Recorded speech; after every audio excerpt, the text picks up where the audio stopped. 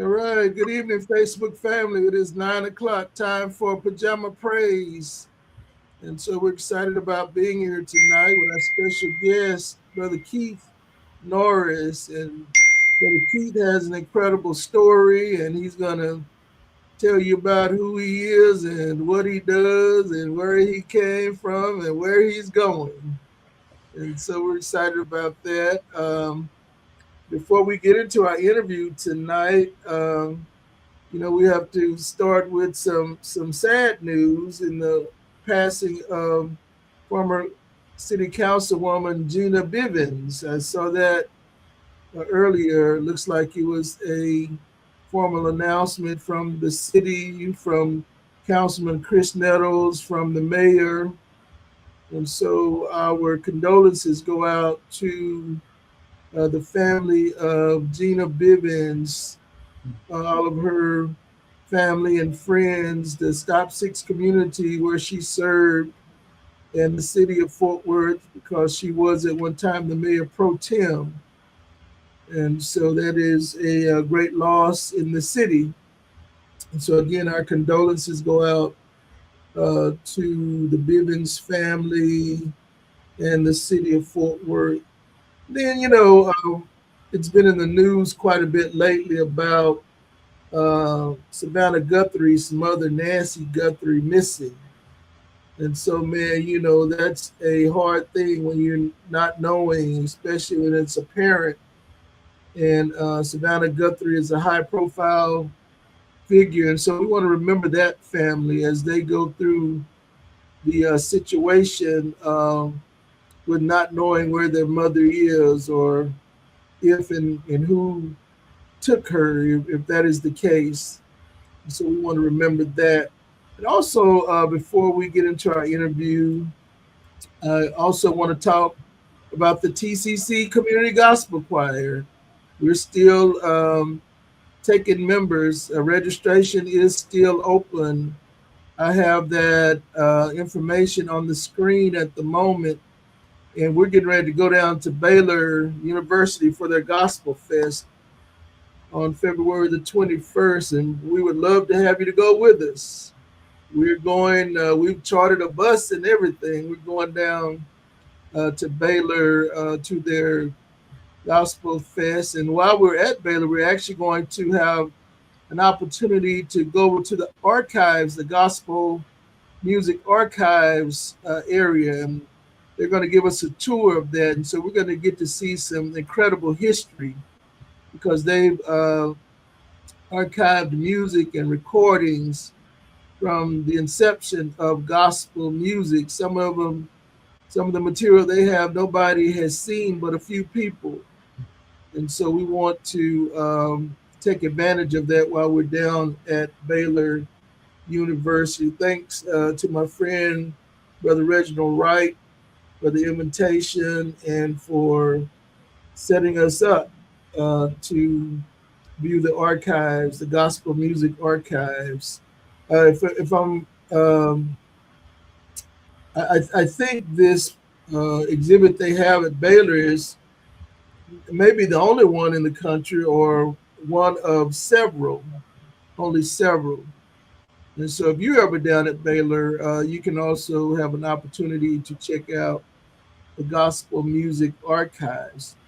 But again, you guys, we're excited tonight because we have one of my friends, great musician, incredible guy, Brother Keith Norris. And he's here with us tonight, and he's going to talk about not only music, but he's going to talk about technology. I mean, that's one area I'm dumbfounded in. But he has several master's degrees in that area, and he's going to tell you his story. And so before we get going, Brother Keith, do you mind opening us up with a word of prayer? Yes. As we bow, dear God, we thank you for another blessed opportunity and privilege to share and sharing your gospel through music. And we appreciate and love the platform that Brother Glenn has so eloquently been able to express his passion through his vision. And God, we thank you for blessing him, that he can continue to bless this city, to bless this nation, and to bless all those that will be listening in. Dear God, we ask that those that listen in, God, that you would heal them of their issues. And through this continued ministry, God, allow them to find you, dear God. And that's the ultimate goal for all of us, Lord, to be high and lifted up in your name, God. We love you. We thank you. We give you the praise and the blessing. And we ask that you continue to look down upon us. Look upon this nation, dear God, as all the things that are going on, Heavenly Father. We know that you have a plan, and we ask that we would continue to serve you through your plan, God, and know that the end result is to be blessed. And the end result, God, is to magnify your name. And through our situations, God, we must continue to serve. We must continue to bless your name, God. And we strive for that, to win others to Christ, God. We love you. We thank you. We give your name all the glory and all the praise. In Jesus' name we pray. Amen. Amen. Thank you, Minister Keith, for that prayer. Hey, listen, before we get into the interview, I want to give a shout out to Catrice Reed with Loving Yourself Inside and Out ministry. She does some incredible community work throughout the city. Miss Bertha Johnson, longtime supporter of Pajama Praise. Thank you for your continued support, Bertha. And then my friend all the way from Killeen, Texas. You ever been to Killeen, Texas, Brother Keith? Yes, I have.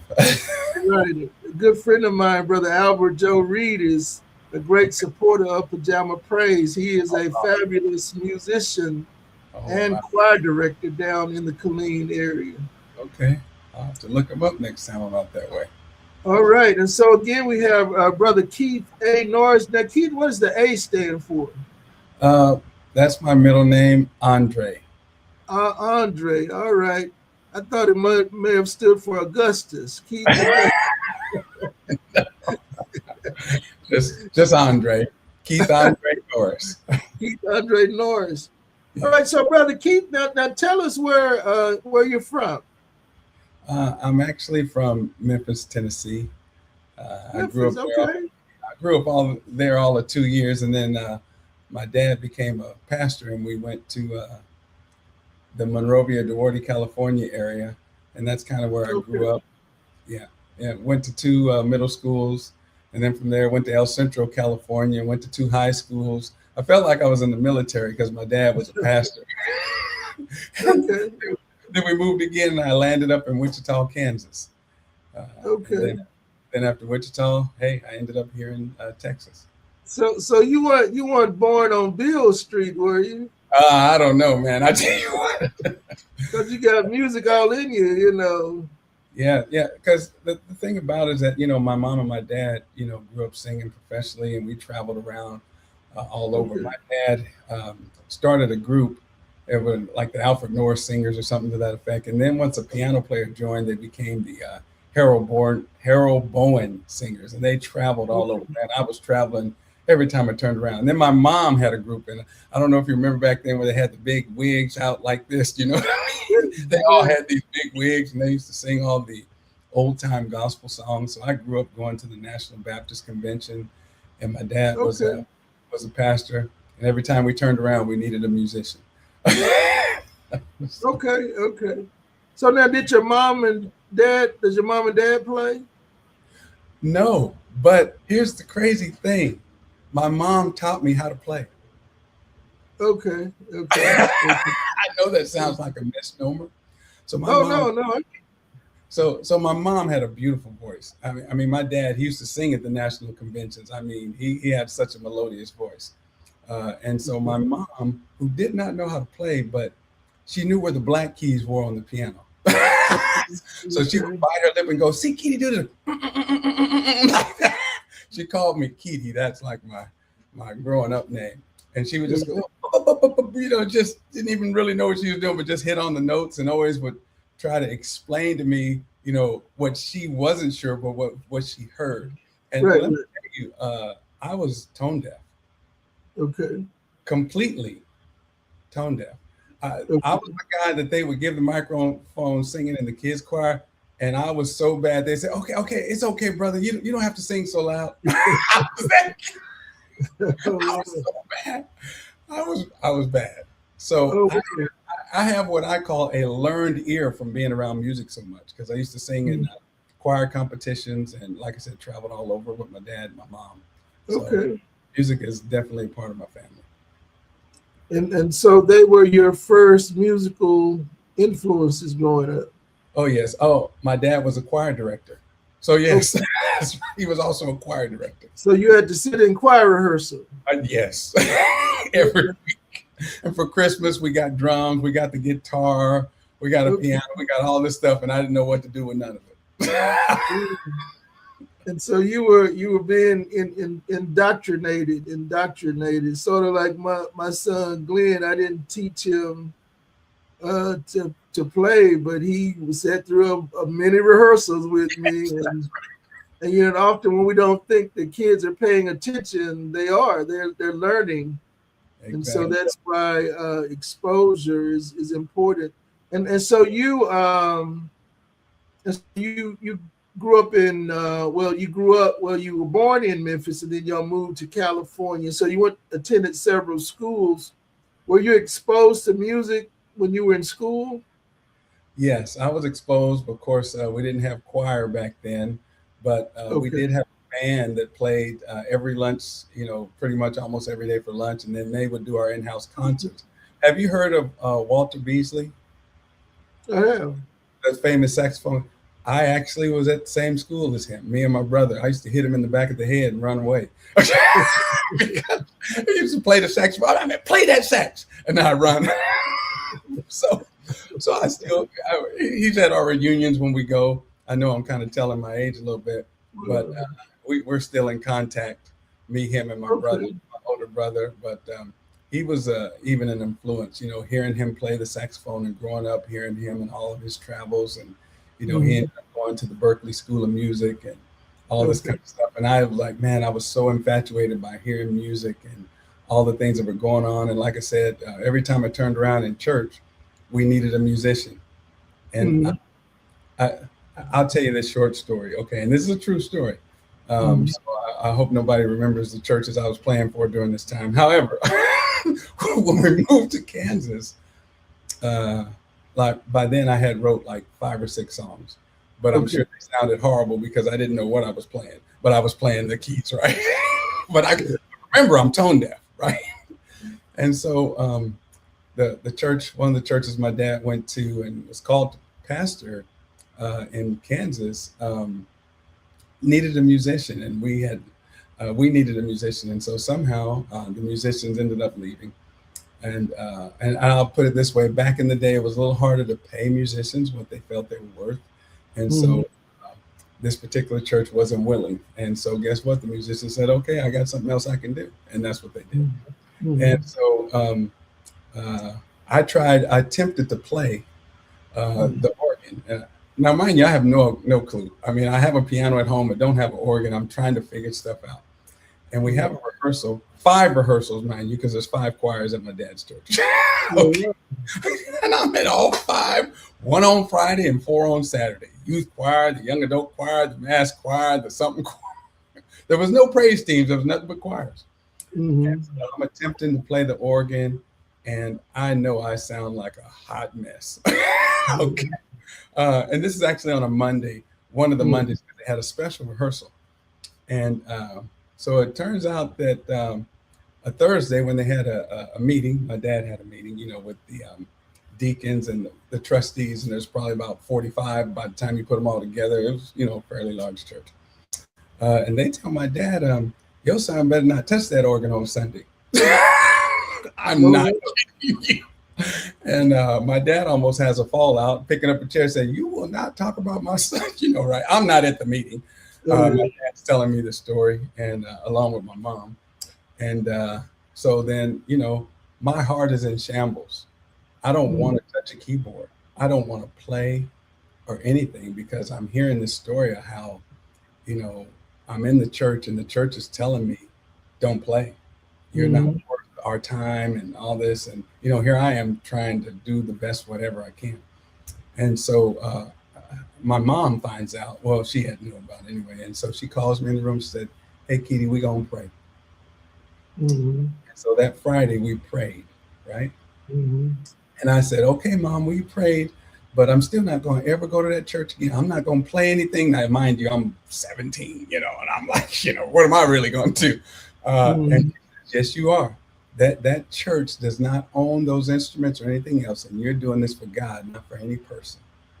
And I said, I'm scared to death. You know what I mean? And that Saturday, so we prayed that Friday, and then that Saturday, there's 4 rehearsals. I go in there, and I got my head down, Glenn. I mean, I don't know what I'm playing, and it seems like the musicians are telling me different keys and notes to play, and I'm getting all embarrassed because I'm clueless as to A, E. I know nothing about the keys, literally nothing. Okay. And so I'm studying and teaching myself as I go. So, but I can't remember that fast. And so speeding up to Sunday, I a little nervously, walk up to the organ, and I hear a deacon say, you ain't supposed to be playing that organ today. And I'm like, I just put my head down like, you know what? I said a prayer right there before I played, before the choir sang. And listen, I still remember this day like yesterday. That Sunday morning, I was able to play every song in every key with all the changes, and I'm clueless and I'm tone deaf. My brother was on the drums, and a friend of mine was on the bass. And all of a sudden, after one of the songs, the church just got happy, and everybody just praising God. And I'm going with this, and so all of a sudden, we started playing shout music. Okay. I don't know nothing about shout music. And I'm like, okay. I just started moving my hands, and the next, I'm telling you, God took over. I wished I had it on a recording, because it's so real and so passionate to me. The church went crazy, and I'm saying that because the church hadn't shouted, and I mean seriously, but shouting music. It was a Baptist church in over years.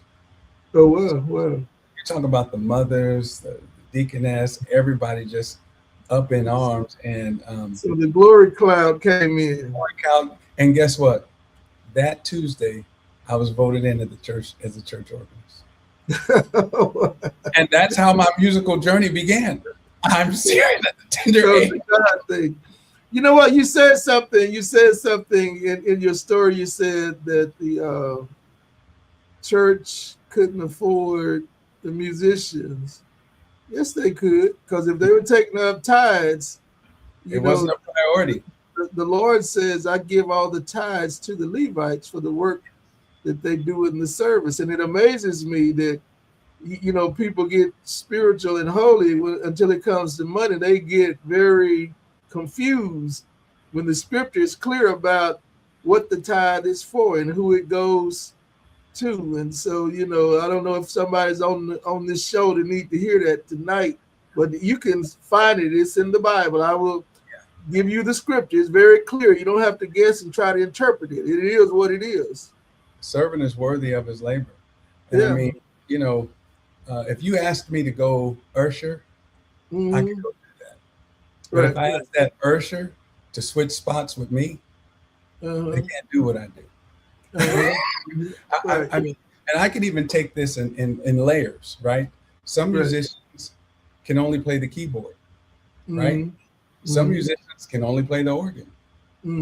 Some musicians can only play a piano. Right. A lot of musicians can't play multiple instruments. Right. Some musicians can't teach parts. Right. Some musicians can't sing. Some musicians don't know how to communicate. Some don't. I mean, and I'm not saying this to bash on anyone. I'm just saying each one of us have a gift. But guess what? Some of us have all those gifts into one. Right. I do all those things and then some. I mean, I play other instruments. I mean, and I know how to teach as well. So I mean, so you're what we call a skilled musician. Yeah, I would never say I'm polished by any means. There's musicians that'll play circles around me. Right. I can do enough to get by. Right. Well, so man, yeah, you've given us a good platform to build on, and so so when you were in high school, you played in the band in high school. I Okay. played at home. I played congos and drums. I started off as a drummer. Okay. And Okay. my dad bought me a bass and I couldn't never figure it out. I, Okay. Okay.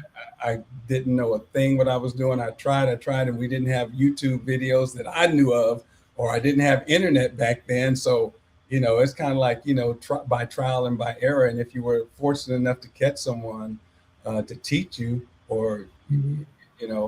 then you could learn. But I tried my best through all my learning curves. I learned a little bit about every little thing, but it wasn't Mhm. enough to put me to the next level.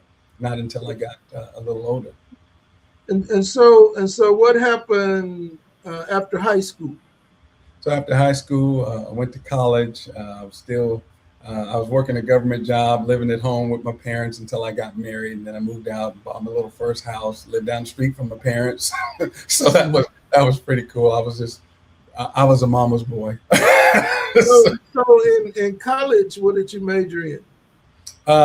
I went to college all of about a year and a half, and I took up music, and that's where I learned more about. I took private lessons. Okay. So I took private lessons for a couple of years. I ended up dropping out of school because I got, back then a very good government job. And Okay. so, that's when my management role stuff kind of started in. And so I had a family. So guess what we do? I put college on the back burner until I got a little older and seasoned and able to better manage my schedule, and decided, you know what? I need to go finish this stuff. Hmm. Hmm. And so, but then you were playing at churches. Yes, so that's the crazy thing. I mean, once I played at my dad's church, I started learning the basics, and that's a basic. I mean, Mhm. the one, the four, the five, the six, Mhm. and what I ended up finding out through a couple of music teachers I talked to in the gospel field, because I was still going to the National Baptist Convention, so I was Okay. still learning. I got to meet Daryl Coley. I got to meet.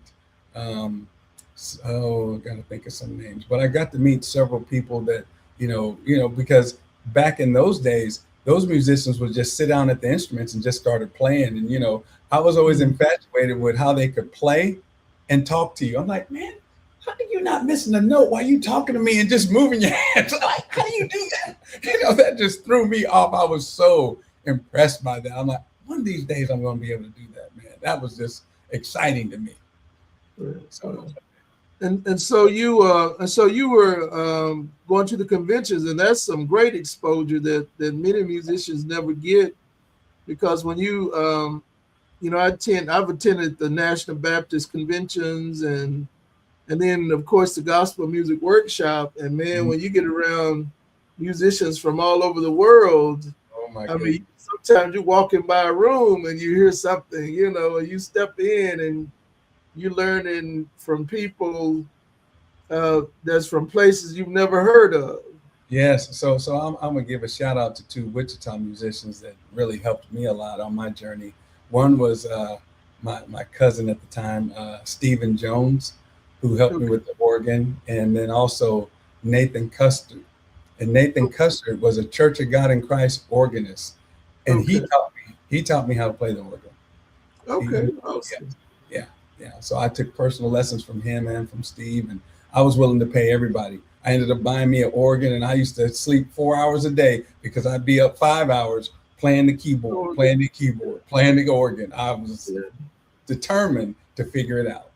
oh yeah, oh yeah. And so you also founded the Wichita Gospel Fest. So back in 1995, um, okay, let me segue into this. I started getting decent enough to where I started conducting workshops at different churches. Okay. And so I was going to the smaller churches because, there was always a need, right? And there's always a need, even in our larger churches. Mhm. So I started off with some of my friends that were in some of the churches that had heard me play, and they thought I could play. And I'm like, okay, I'll take it, but thank you. And so I started doing workshops with them. And next thing you know, first I was doing them like every 1 month or 2 months. And some people would ask, hey, can I join even though I don't go to the church? Oh yeah, of course you can. Mm-hmm. And so after a period of time, and I'm going to say within like 4 or 5 months, I was doing a workshop every week, every 2 weeks. And so someone made a suggestion, hey, why don't we sing as a choir? I'm like, what? I don't have time for that. How am I going to do that? I mean, that's a big undertaking. That's my scared Keith talking, right? Mm-hmm. Because I don't know what this looks like. I don't know if I'm capable. I don't feel comfortable. I'm nervous. I'm still working on this tone deaf ear, trying to figure out things. And you're asking me, like, who am I? I'm not supposed to do something like I didn't sign up for this. But lo and behold, a couple of months later, after doing another 4 or 5 workshops, I said, man, why don't we just put everybody together and sing? And so we started coming together. And before I knew it, I had a 60-voice choir. And from that, in Wichita, there's a platform every year that is called the Wichita River Festival. And so I approached them and I asked them, hey, how do you feel about my choir singing gospel with this river festival? And they said, yeah, why don't you do it? You be over it. I said, huh? And so I said, well, would you mind if I invited my friends and we used about an hour or two? They said, yeah, you can use up to 3 hours, get your own sponsors. I said, oh, okay. And at that time it was called a Make a Joyful Noise concert. And so I started that way back in 95, and we did that for several years, and it grew from like 5,000 to 8,000.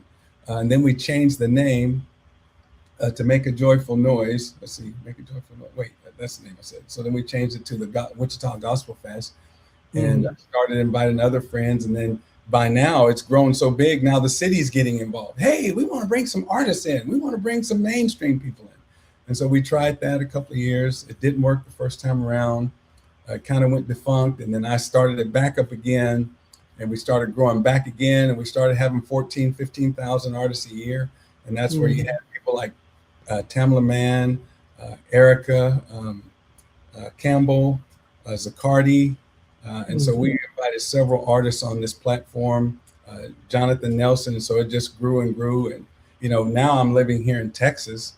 And it's still continually going on. So I really praise God for that platform. But my choir, we would usually open up and start it off. And then we invited local churches, children's choirs. We had a puppet ministry. It's just a fabulous place to be in, a lot of high energy. And a lot of people come together that have a love for music. And as you can tell, with those kind of names coming to that platform, you could tell it was pretty solid. Oh, yeah. Yeah. And so you're doing music at the church level, then you're doing music, I guess you could say, at the civic level, because you're working with multiple entities, multiple city programs, and even the city itself. And so by this time, were you already composing songs and recording? I actually recorded my first song when I was like 11 years old. Oh, okay. And I think it was horrible because I didn't know what I was playing. Okay. So I'm sure it sounded like Mary had a little lamb, and all everywhere. Okay. And so I had wrote like 4 or 5 songs, or I had wrote one for my mother. And so what happened in Wichita, Kansas, there was some artists that would come through because we would also have a yearly mainstream where artists were to come in, and we would write songs for recording. And so I recorded a couple of songs there. And also one of the local churches that I ended up being the organist for, every year they'd have these huge plays. I mean, the church held 2,200 people, and it would be sold out every year. And so we as a church family would come together and we would write all the songs.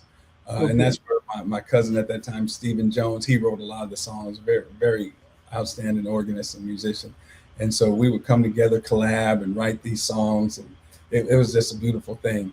And so I was able to, I probably recorded about 6 or 7 songs. And I've even been invited to a couple of recordings to record for a couple of artists. And I'm like, yeah, let's make sure we overdub that and fix all my mistakes, which they gladly see. But, just to be a part of those things has been a very outstanding experience, a very humbling experience. You can get around some musicians and you can hear and see and know what you know and what you don't know and what you need to be better at. And so, especially here in Texas, there are so many outstanding musicians. Like it's a great number of musicians, and I truly love this atmosphere here, this gospel music outlet. And so you currently serve as the minister of music where? I'm at the IHCF Church under Bishop Carradine, International Harvest Christian Fellowship. I've been there since 2017, and I tell you what, this is a outstanding bishop. It's him and his wife, Pastor Brenda Carradine, and you totally know that they love the Lord, and they totally put the congregation and everyone else first. They are servants of the Lord, and I can. I love my church family. I love going to church every week. I mean, I was at rehearsal tonight. We have an outstanding church family, very well represented. If you're over in the Saginaw area, you need to go to Cromwell Marine and boat right over there, 6300 Cromwell Marine. That's a place you want to be. 10 to 12. We start on time, not 10:01, 10 o'clock. Everybody's in place. Yeah, and if there's a football game, we might get out early, so watch it. But we love church and we love people. That's for sure. And so your church is in Saginaw. How do you get there? It's close by Saginaw. You can take 820, get off on exit 12A or 12B. It's over by the TCCC Northwest campus, just north of there, off of 820.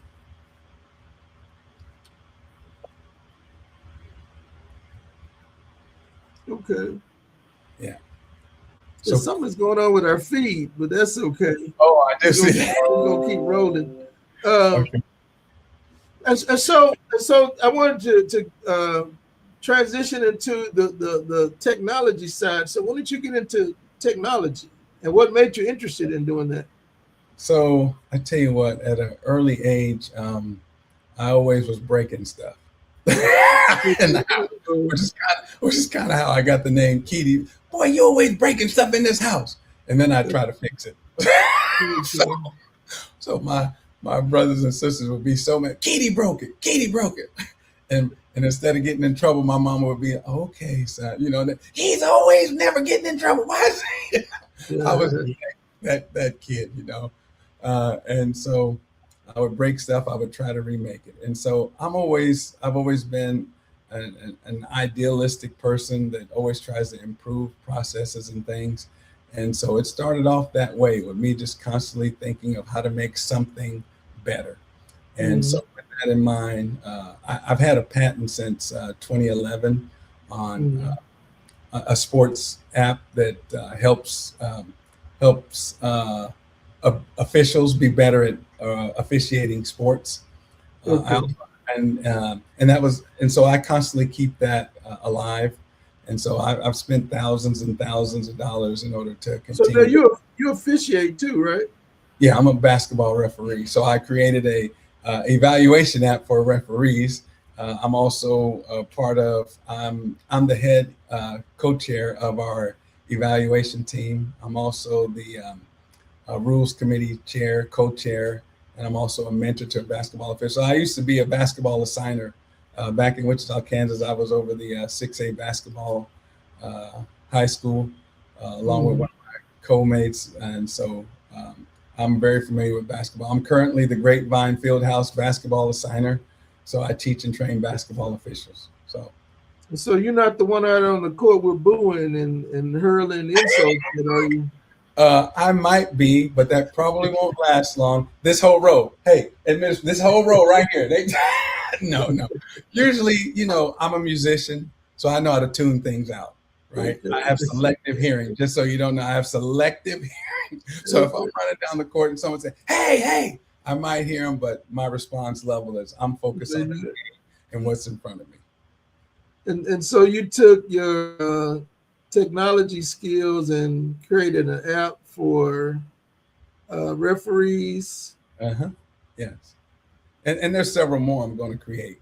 I mean, I have other things in mind. I actually have 12 apps that I'm going to be working on, something for health, something for weightlifting. And so I haven't shared this with very many, and I don't talk about it very much, but, my wife, Christy, and I, we have 7 children. And so earlier this year, one of my children, we lost her. Oh. Yeah, my 13-year-old. So, oh, wow. I did not know that. Yeah. So I'm very passionate about apps, partly because before she left us, we did workouts. So we did workouts together. So I have something I'm going to dedicate to her, one of my up and comings apps that I'm going to work on. And then some of the other things, she was such an inspirer to me that the goals that I've had on the back burner, I've told myself I'm going to do these for my baby girl. I have 5 girls, and my youngest is 12. But I'm going to continue this walk, if nothing else, in representing her and for her. So, and then I'm going to have her. She's going to have her own app. So this is how I'm choosing to remember her. And that is awesome. And man, my condolences. I did not know that. That's the first I've heard of that. Yeah. I get teary-eyed, but it's been a journey, because you think about the songs we sing about. And it's nothing like losing one of your children. I've had to really pray and seek God through these times, because there's so many questions and so many what ifs and had I, and you go through the guilt of blaming yourself. You go through the guilt of why didn't I think of this, and did I woulda, shoulda. And so, you have to fight through those things, but you still have continual memories. I take her lunch bag to work with me every day, so, my daughter's always with me. So you'll always hear me say I got 7 kids. Right. Well, yeah, man, that is something to carry, man. And, I will pray for you, because I'm shocked hearing it right now, when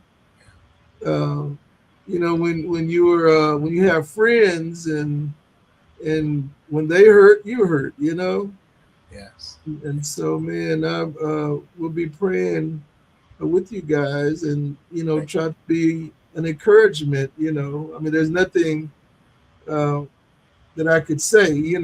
I had this conversation, as a matter of fact, with someone I interviewed. Dr. Linda Barnett. She's writing a book on how to approach people that are dealing with grief, because often when we encounter them, we're trying to say something positive and we don't really know what to say, Exactly. And that's going to be one of my up and coming projects as well. I have a laundry list of all these things I plan on doing, and I am going to do them all, every one of them. Wow. And so even through is your undergraduate degree in technology? So I have an MBA in business management with a minor in project management. And so I'm working on my second MBA in computer science. Okay. So I won't graduate till about 2028, but I've taken the W3 courses. I've done a lot of self-taught courses. And then also I have a development team that I work with a lot. And so I'm able to create some of the things that I like to see, but they can do them much faster than me. So, so I haven't been focused as much as I normally would be with the hands-on part. But although I have the access to go ahead and create some things, but I want them done now. So I'm willing to pay for them and get them done.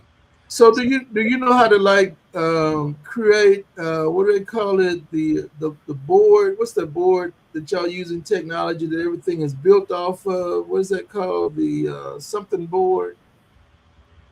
The whole program. Once you create this board, and I know, and I learned this years ago.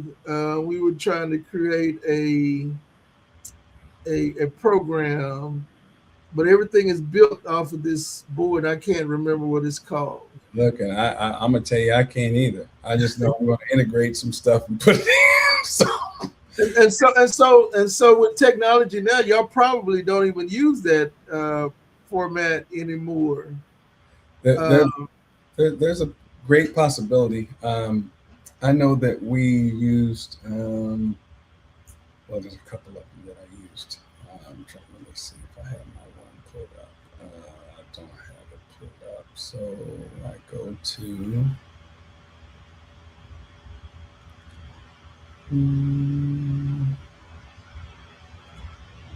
yeah, so I'll use, I've used Unity before, Visual Studio Code, Android Studio.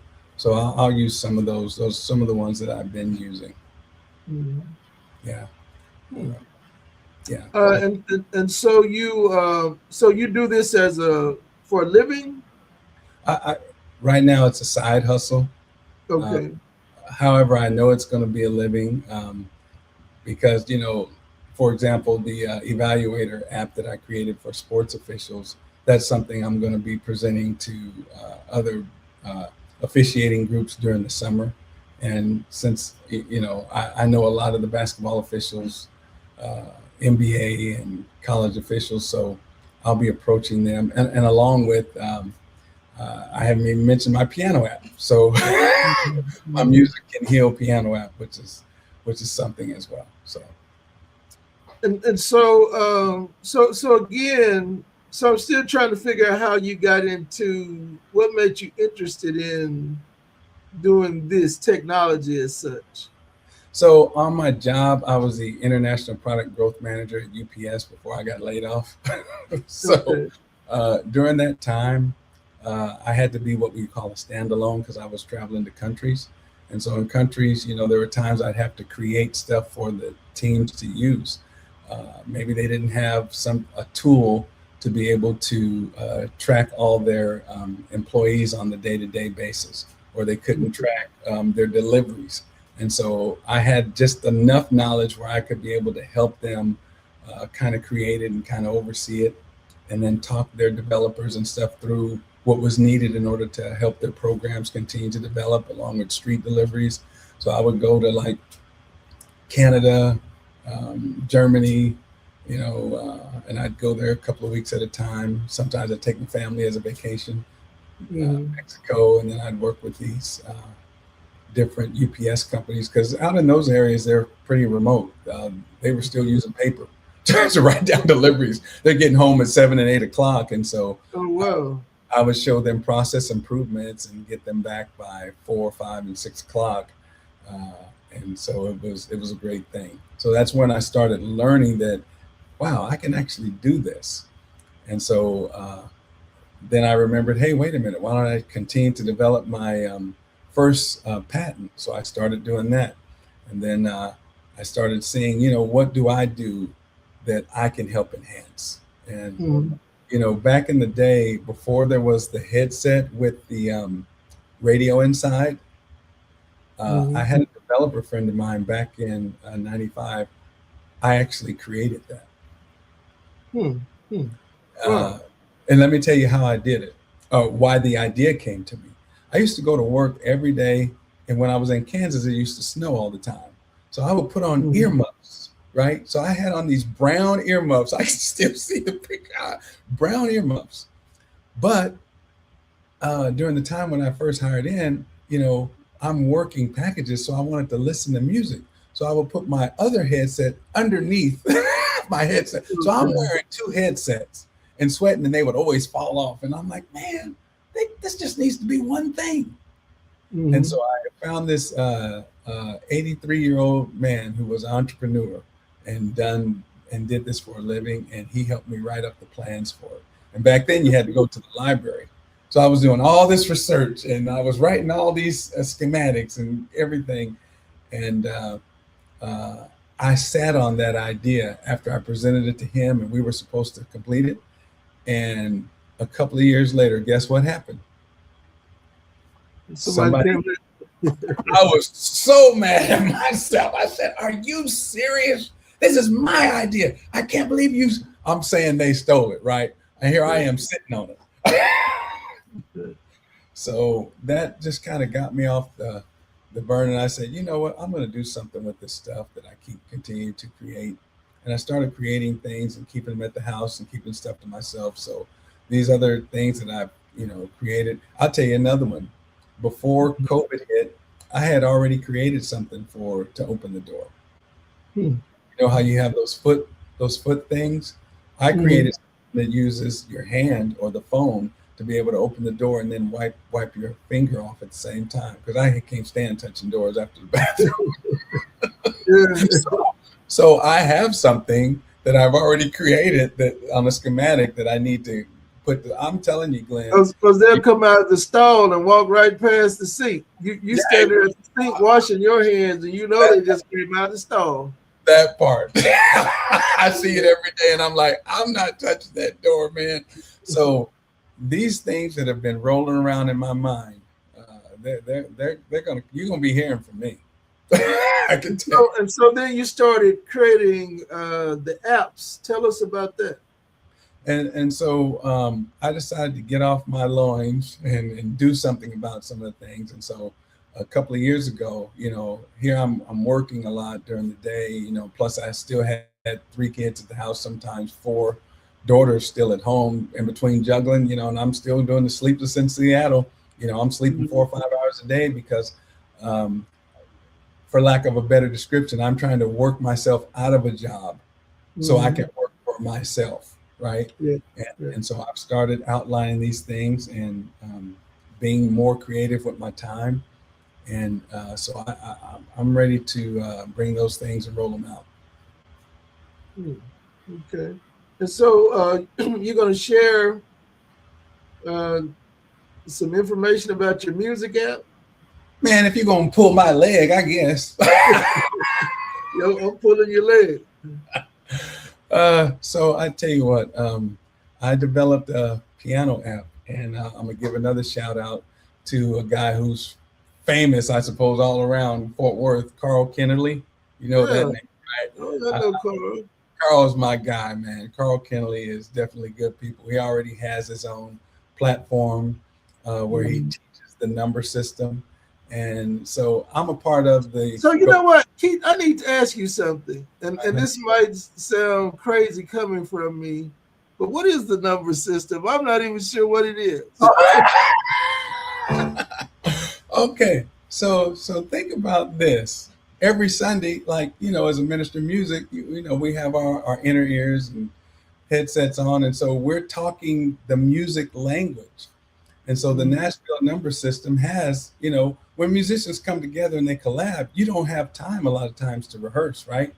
And so you need to be able to have a system in place where you can communicate so that everyone's at least on the same page of what we're playing, right? And you want it to sound good, especially, when you're in a professional setting. And so I'll call out the numbers 1, 2, 3, 4 up, 5, og, minor 7. So that's the number system? Yes, if you can count to 8. If you can count to 8. Basically kept saying the numbers of the scale, like a 1, a 4, a 5, a 7, 2, 3. Oh, okay. Yeah, it's really, I'll say it's basic information, but there's some advanced tools that you could utilize to enhance your playing and easily communicate with your band, for those that may not do it or may need information on how to do it. So, it's been a fun experience for me. I've learned my numbers. 1, 4, 3, 3, 4, 1, 5. You're calling out these numbers. But the thing about it, you have to think ahead of time. Right. I can't say 3 and expect the musician to hit it like right now. You got to give them enough time, enough go around. And the next time around, you do bump, bump, bump, bump, bump, or 1, 2, 3, 4, 5, whatever that is. You might even sing it in the microphone, so they can hear the sound. Because some musicians, a lot of us play by ear, right? And so you have all these things going on, which could be complicated for someone who doesn't understand the number system. But you're literally playing what you would do if you were reading music. But you have to know the scales, though, don't you? Yes, you have to. If you can count to 8, 8 starts back at 1. So root, whole step, half step, whole step, half step. And that's for every key, right? So I guess I could show my piano app if anyone wants to see it. That would be Well, we do want to see it. Okay. Okay. All right, let me see if I can remember how to share, since I'm supposed to be technical according to you. Okay. All right, let's see. Let's see if we can, let's see, allow, let's see what I can do here. Which one of these I'm going to share? You can't see my screen just yet, can you? Not yet. Okay, that's a good thing. I'm trying to, let's see if I can get, it's over there. So, see, and I'm not exactly familiar with how yours works, so I'm learning this as I go. I'm trying to read through some things here.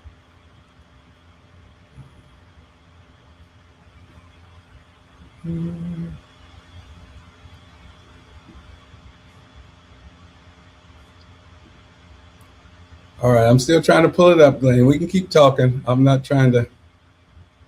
Let's see that one. It's giving me quite a few options, except for the one that I'm looking for. Okay. You'll figure it out. You're innovative. And so your app has the um, program. So what's actually on the app? Actually, the number system. Okay. Yeah, yeah. So let's see if I can get it. Oh, I passed it. Let's go back over here. But again, in order to utilize the number system, you have to know the scales, right? Yes, you definitely need to be able to know the scale, and that's why I say if you can count to 8, you'll totally be fine. But so if you're using the number system in the key of C, we know that in the key of C, 7 is B natural. But if you go to the key of G, 7 is F sharp. Yes. You're right on it. So would a person have to know that to utilize the number system?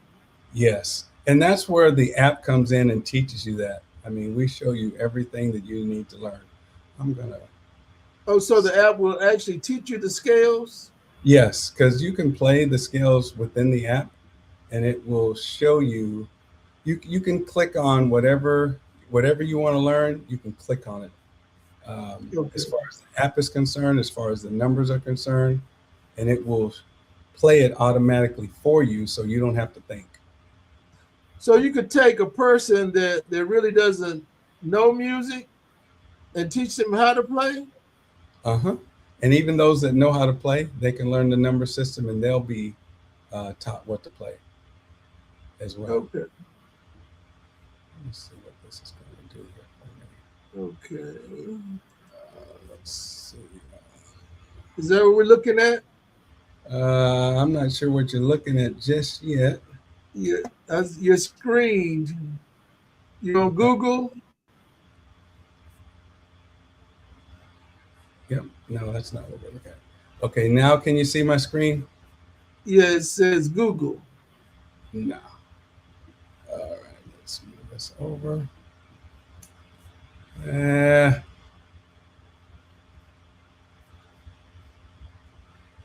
So you look, you shared your screen. I'm looking at it right now. Right, right. But we're all looking at it right now. Right, everybody. This is how technical I am. Let's see. There it is. Okay. Did it go on to the music can heal yet? Not yet. Oh my goodness. Okay, so let's try this. So do whatever you did to share the Google screen. Yeah.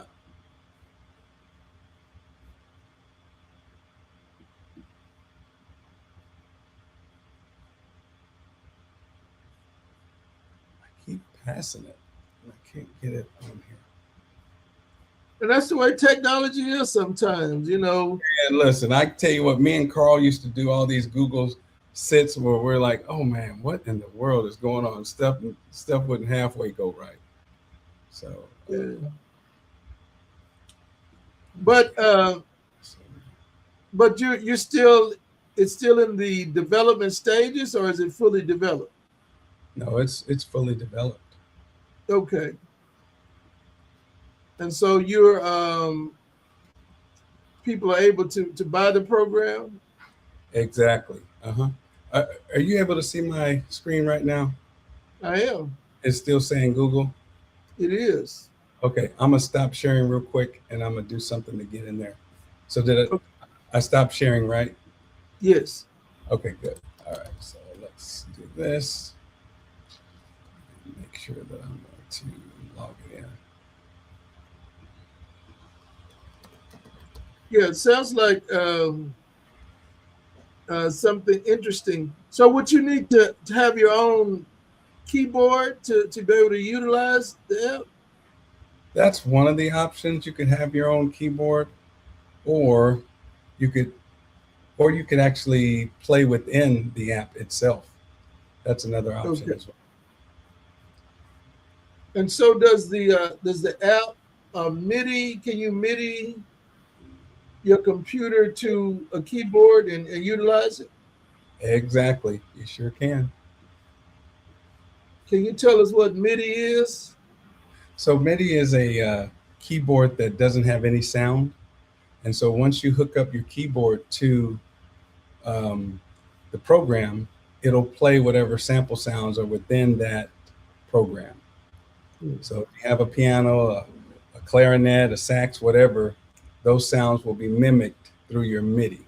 But the MIDI by itself doesn't give off any sound at all. Okay. All right, I'm gonna have to see if I can share it. So now does your program also transcribe? No, but you can import and export. Okay. So you can import whatever you'd like to add to it, and then you can export the tools that you make, the songs that you make. At the professional level, you can record up to 16 songs on it. So it also has a recording program. Mm-hmm. And how many tracks can you record on it? You record 16 tracks. Okay. Yeah. All right. This seems to have only one. But now you said 16 songs a minute ago. Did you mean to say tracks or did you mean to say songs? Yeah, I meant to say tracks. Okay. Okay. All right, so let's see. So can you also go back and edit and overdub in it? Yep. And you can Okay. trash whatever you don't want. And so, it's still in some of the making stages. So we're still kind of editing some of the things that we may want to change. And if someone needs some changes, we can make additions and deletions. Can you see it now at all? I can. Yeah. We have it on the screen. All right. Awesome. So this is the tool. So you would go to Music and Heal, and I have the professional version. So there's different levels. There's the basic level, and basically you would be able to record one track, and then there's intermediate where you'd be able to record 5 tracks, and then I'm under the professional level. Okay. Or I can record 16 tracks, and there's some other things that you can get to do at the professional level of recording. And so I'll kind of go through this real quick. I don't want to bore people, but there's other piano apps out there. But let me tell you, this is the first ever number system piano app. Okay. And so we talk about the numbers, right? So, for example, let me see. I'm going to connect my keyboard. And I'm going to pray that everything goes right? So in here under the settings, can you see me? Uh-huh. So you can change up your octaves. You can do a left hand range over here. gives you that information. If my keyboard is small or long, I can make adjustments. I can also connect my keyboard. I think I already have, yep, I already have my keyboard connected. And this is my sound, my master volume for any recordings that I do. And then visually, I can change the colors, that I want to see on my keyboard. I can change whatever I'd like, my left hand range, I can change. And so just some little exciting things, that kind of enhancements. I can make it light if I want to, right? Okay. Also, so that's in my settings, and I have my keyboard selected or connected. So this is where I would record. So if I wanted to start a recording, I can record some notes. It tells you your chords. You see your chords. Can you load like a drum track in first? So I don't have any loops on here. That's one of the things that we're going to possibly do as an enhancement. However, I have 128 instruments. So within these instruments, there are some drum opportunities here. You can do the percussion stuff, or if you wanted to, build you up something using those tools, you could.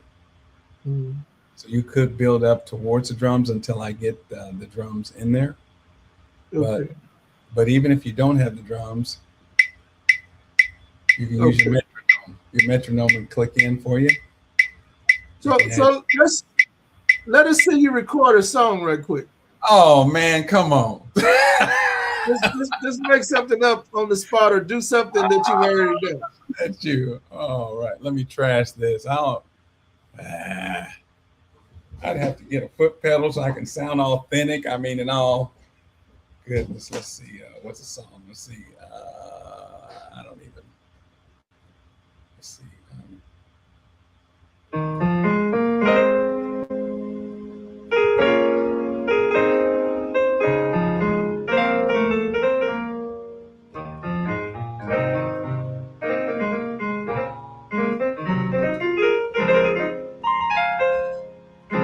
I am grateful for the things that you have done. So I just kind of like record a little bit. I could have my foot on. Okay, so you did that recording. So we on the playback, can you change the sound? To what do you mean change the sound? So like you use a basic piano tone to record it. But like if you want to go back and change the sound to strings, can you do that in the playback? Let me see if I can do that. That's one that I haven't really tried. So hold on, let me see if I can do that. Let's see. Looks like I can. You hear that? Yeah. Hey. All right. So yeah. So you could change it, and right here I could trash it, solo it out because I can record 16 sounds. I can solo and just utilize this one. I can mute it if I want to, and then of course the play button there. I can still select all after I record them. Once again, I can import or export. And so you can import like a vocal. So I'm gonna work on the vocals. I'm not, so even though I've used my app, I haven't tried to record a voice. So I'm going to say no at this time, because we're geared towards instruments right now. So I'm going to say no on the vocal, but that is on my list to add vocals to here, along with, I created a number system for the organ. So I'm going to add that to it as well. So, you can set your times here, how fast and how slow you want it to go. Once again, the foot pedal. And so for those musicians that might be new, check this out. Right? And so it's playing the strings right now, but say I want to see what's in D. It's playing my trumpet now. So I can use this to change my instruments. This is going to play all your 12 keys. So that's a helpmate for you. And the circle of fifths tool, that everybody uses, Right. We got that too. So here goes. So the one, the time. That's how I learned the scales, the circle of fifths. There you go. And so it's going to go through playing all the notes, right? It teaches you, and guess what? Have minor and major, have the 60. Oh, okay. Yeah. So, and we have the numbers by them so you can know which number within the number system represents those notes that you're playing. So, everything is relative to the number system. There's just like no way you won't know it playing around in here. Okay. And so, as you also see, we got the chords too, whatever you're hitting, right? So we have the chord display on what notes you're playing. And Okay. here, if you can share it, copy the link. Let's see what else we got. Right here, I show the how-to videos if you need to know anything about the tool, and then some coming soons, which I'll update, because we have a lot of good things coming around the pipe, man. And we're constantly updating what we're doing. And then let's see right here. I also created a piano game. I don't know if you know the New York Connection game. Mm-mm. So guess Tell us what? about it. If you don't know anything about, and I have all these things open. I already played it, so it won't allow me to play it today, and I'm gonna. But it gives you tools. Let me see. No, not that one. It gives you. Think of it like playing Connect Four. Mm-hmm. And if you were playing Connect Four, I can't even share it now. So I messed up by playing it earlier today. It'll allow you to play it one time a day. And why is that? That's just the limit that we put on it. We Okay. might open it up later, but it's like the New York Connect game where you have to get four of the correct items. So there's a total of 16 squares, and so you have to pick four of the same similar category. So if it's a bass, it might give you strings, it might give you plucking, anything surrounded around the bass. If it was the piano, you have to pick up four things from the piano. It might be scales, it might say diminished chord, and you have to pick four of them to be correct in a row. So, but I can't show it to you, so it may not make sense for me explaining it.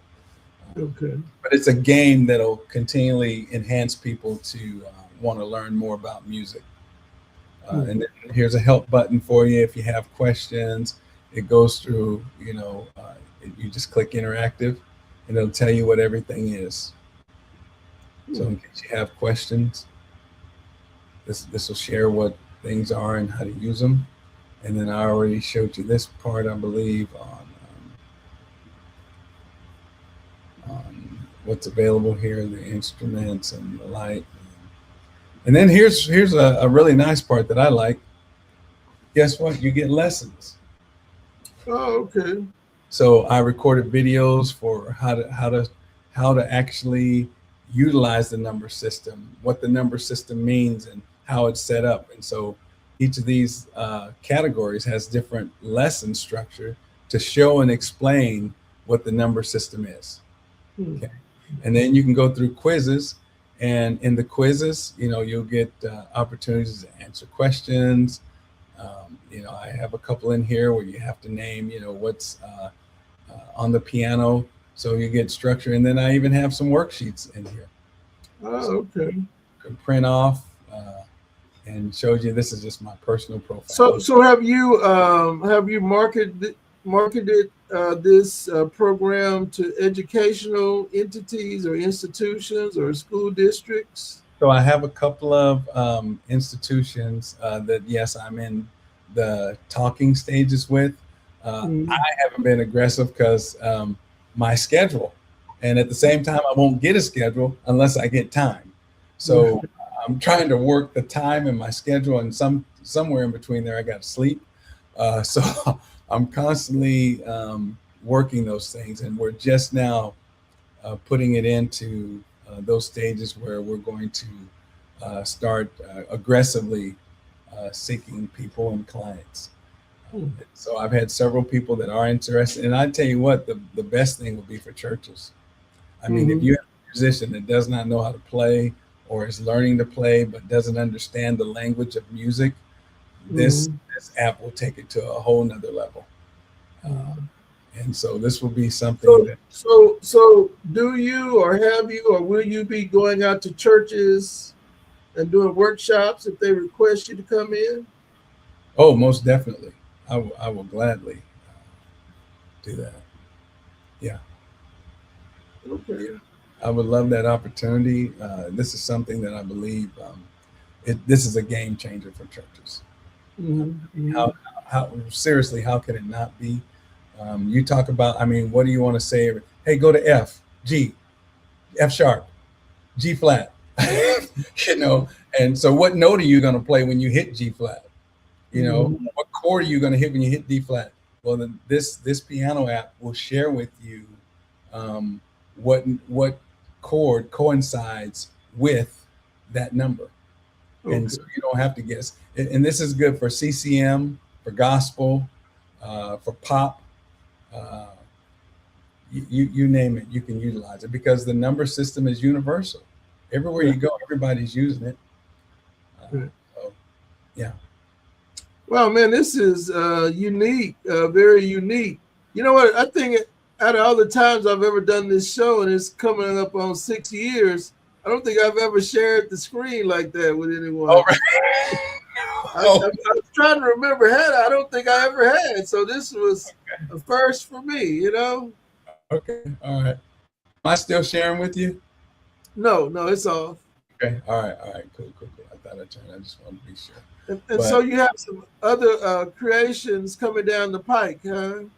Yes. Like I said, I have an app I'm going to create for my one daughter, Ariana. And I'm excited about that one. It's a workout video. You know, I like to work out. I have my own little workout area here in the house. So I do a lot of workouts. That's going to be coming down the pipe. I already have my evaluator sports evaluation app. And then I have a sports game app that I'm going to be creating. And then I have something that's going to help the elderly. And then I have a health food app coming out. And then I have a I need to get the health food app. Then I'm going to have a grocery app. And then there's one that I'm going to do for my wife. She's a trauma therapist. Okay. And so there's something I'm going to do to help enhance what she does as well. So I'm telling you, if there is a need and someone would tell me about it. Then what's the grocery app? The grocery app is going to help you to know where food is available, to help you to know what's the most feasible route to go for some foods, even the health on what to eat and how to evaluate yourself. So it can also, the health can also be something like sort of like a workout. And there's some apps out there today. Like a double cheeseburger with a small. Yeah. How many calories does that have, man? I mean, you know, yes. So I'm going to help with all those things. And, you know, let me tell you, if someone has ideas, the biggest thing to do is to write them down and look to be creative. Some things can be done that people are already doing. I mean, let's look at it this way. Look at how many gas stations they are, and they all sell gas. But they're all still in business every day. Man, you know what? You were talking about your ideas and what you came up with. And man, every morning I watch TV and they do this commercial about this device, man, that I created about 23 years ago. No. That it did not exist. And I sent the idea to this invention company. Okay. And I never heard back from them, and I didn't follow up with them. And certified. I don't know that I certified it, but I sent it to them, and lo and behold, man, now the idea that I gave, but you know what? But they're not doing it the way I recommended doing it, you know. So my idea is still kind of not there because I've not seen anybody do it yet, you know. So you make a little tweak or two or a change, and now it becomes someone else's idea. I mean, there's only a couple of little tweaks you can do, and you can say, I created this. Right. I mean, and that's the law. I Right. mean, there's some that are just, a couple of steps or three things different. And now all of a sudden, you have a similar idea of what Yeah, someone. their idea is similar to mine, but I've still not seen it the way that I presented it. But we need to talk offline. I Okay. mean, because here's the thing for me. I have a vision of being able to, do outreach. When my choir sang, and we used to travel all over the Midwest. We would go to prisons. We would go to the Boys and Girls Clubs. We would do ministry on the streets. We would go downtown and sing. We sang for the railroad. I mean, we were all over the place doing ministry work. And, at the end of the day, that's really what I desire to do. I want to be able to feed the homeless. I want to be able to go to those prisons. Matter of fact, when we, at my current church, when we did prison ministry, several of the people incarcerated were saying, man, I'd love to have your app. And I'm like, man, because we went in there, we played with the musicians, and I'm telling them numbers. Man, I don't know what that means. I've been playing 16 years. I haven't heard of this. I said, oh my goodness, this is the easiest thing to learn. If you can count to 8. And so I started kind of sharing with them, and they were like, oh man, that's all I got to do. That's all you have to do, man. That's it. And they enjoyed it, and they were able to follow me with songs they didn't know. So they were super excited. I mean, and that's what any musician can do. Learning this number system, I'm telling you, it's a game changer. Look, especially if you're a CCM musician. And I say that because I'm sorry, CCM musicians, what do you got? The 4 major, then the 1, then you got the 6, then you got the 5, right? The majors. Or I can do the 4 chord to the 5 chord to the 6, which is minor, right? So, I mean, or I can do 1, 5, 6, 4. All those are numbers. I'm not even looking at the keyboard and I'm playing it, right? Yeah. Because I know the number system well enough where I don't need to look. I can go to whatever key. I can play it the same number system. There's the 1, there's the 4, there's a 5 major, there's a 6, which is minor. Right now I'm down to the 3 in the number system. 4 up. I mean, come on. I don't know what else to say. If you're not learning the number system, because everything you do, you can enhance it. So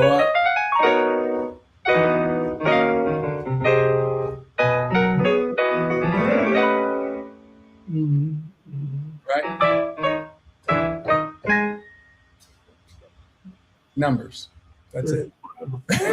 So listen, man, this has been really, really interesting, man. We're gonna have to have you back on again, because I don't know, it's gonna take a little more time for us to really look at your program. Okay. And maybe the next time we'll just spend some time. We'll go right into your app, And I'm gonna have about 5 apps by then.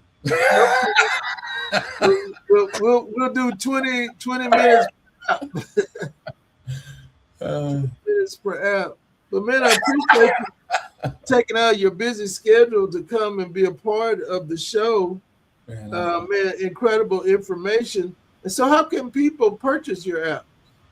So you can actually go to the App Store. It's out on the App Store, and put in Music Can Heal, and you'll be able to make that purchase. Yeah, it's already available. Okay. So like if I go to Google, you want to share your screen? Google Apps. Go to the App Store. Okay. Apple, and it's available on your phone, iPad, and of course the computer. Okay.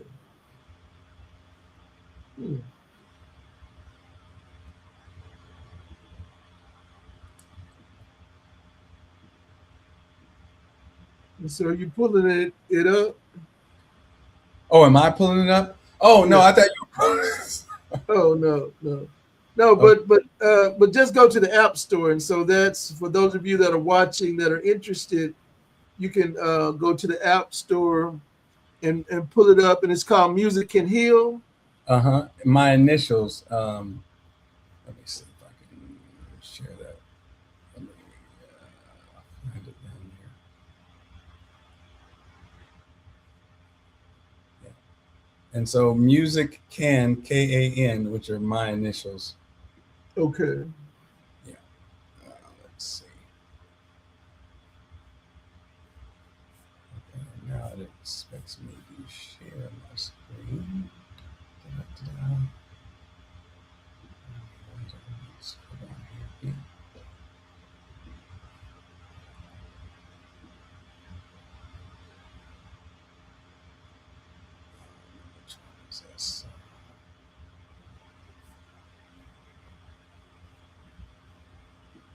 So, Brother Keith is looking up the information. I want to give a shout out to some people that took out their busy schedules to be with us tonight. Okay,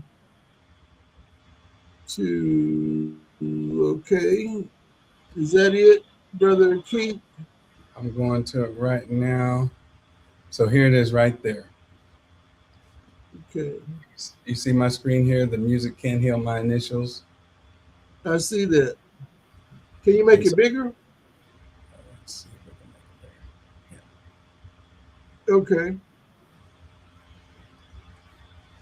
And that's at the regular App Store? Yep, it's at the regular App Store and available right now. Okay. All right. So y'all see that. You can go to the App Store, look up Music Can Heal. Music Can Heal by Kan. That's Keith Augustus. Man, Butcher.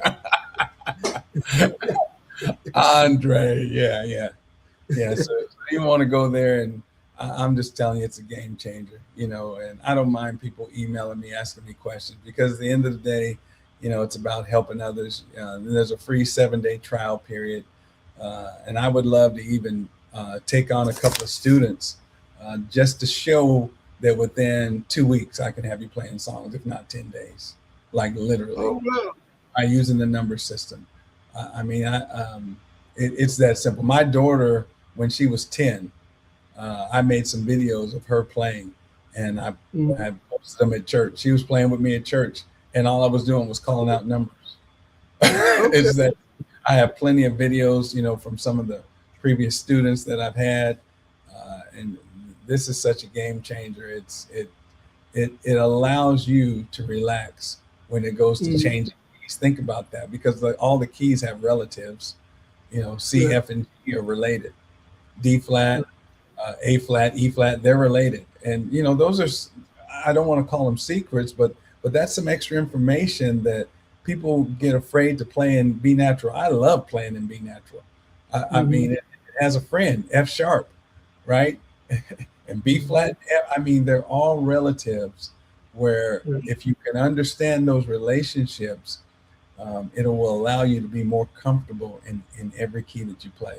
And now, since I'm telling you, the last couple of years that I've actually talked about and talked to myself about this number system, I feel like my playing abilities have expanded simply because of it. Oh, yeah. Yeah. So listen, man, you have given us a wealth of information tonight. I appreciate you, again, taking out of your busy schedule to share your story and then your product with us. I want to give a shout out to some of the people who took out their time to tune in with us tonight. Arrington McCoy. Guess what? He's one of my students. Okay. I taught him the number system. He was trying to work on reading music, and let me tell you, game changer for him. You'll have to hear his story. Thank you for tuning in with us, Brother Arrington. Then Miss Julia Kathy Steptoe, one of the great musicians in the city of Fort Worth. Thank you for your continued support, Sister Julia Kathy Steptoe. Chastity Spencer. Chastitini. Okay, Spencer. I may not be saying that correctly. But thank you for tuning in. Miss Andrea Sanders. Brother Keith, Sister Andrea Sanders is one of the reasons we kept doing Pajama Praise, because I was only on one night. Oh, wow. And she said, we'll see you for Pajama Praise next week. I hadn't planned for next week. And 6 years later, until next week. Letters next week. Thank you for your continued support. That's amazing. Catherine Holmes, thank you, Catherine, for your continued support and encouragement. Cynthia Casey, thank you so much, Cynthia, for your continued support. And I hope the Eagles get better next year, because they were horrible this year. They weren't as good as the Cowboys. Kansas City, man. Okay, you a Kansas City Chiefs fan? Yes. That's my number 2 team. I'm diehard Dallas Cowboys, win or lose. All right. Pastor Matthew Brown Sr., thank you, Pastor Matthew Brown Sr., for your continued support. Brother Albert Joe Reed, thank you. Sister Bertha Johnson, thank you for your continued support. Patrice Reed, thank you for your continued support. And keep up the great work that you're doing around the city with your mentoring and outreach programs. I know there are so many other people there. I can't see everyone, but I know you're there. And thank you for continuing to support Pajama Praise and encouraging our guests, because we have some incredible guests on each week, and they have incredible stories, and their missions are even incredible. They have different missions, but all of it is for the perfecting of the saints, And so that's what we want to do, be a light to the community and encourage those who come along, and encourage those who are seeking the light. And the Lord will shine his light through those we have as guests on this Pajama Praise show. Hey, listen, y'all, we're getting ready to go, but this has been a great session this evening. Minister Keith Norris has been here with us to share his story, to share information about his work and his commitment to enhance humanity and his commitment to have life become better for someone. And then we too, we grieve with you, Brother Keith, in the passing of your daughter, passing from this life to the next life, And so we encourage you and your family to continue to hold to God's unchanging hand, his unfailing hand. And so we're getting ready to sign off, and I'm going to ask you if you will give us a closing thought. I would say that no matter what you dream and think of, you can do it, you can become it. And no little thought should go unheard to you. And if it's something that you are not able to complete, write it down and keep coming back to it. Don't let it be a past thought. Because guess what? So a man thinketh, so is he. So is he. Well, man, and those are words of encouragement and words of wisdom from someone who has done it and continues to do it. And so, man, we're going to walk in your words, because they are great words of inspiration and encouragement. So listen, Facebook family, y'all join us here next Monday for Pajama Praise at 9:00 p.m. Y'all continue to pray for our world, continue to pray for our country. There's so much going on in our world. There's so much being said. But one of the things that I know through prayer and God's word, there's healing in God's word. We can go to God's word for healing. And through prayer, we know that we are communing and talking with God. Prayer should be our wealthy place where we talk to God and he talks back to us. Hey, listen, y'all be safe out there. Continue to love on each other. And we will see you here for Pajama Praise on next week, 9:00. See you later, Brother Keith.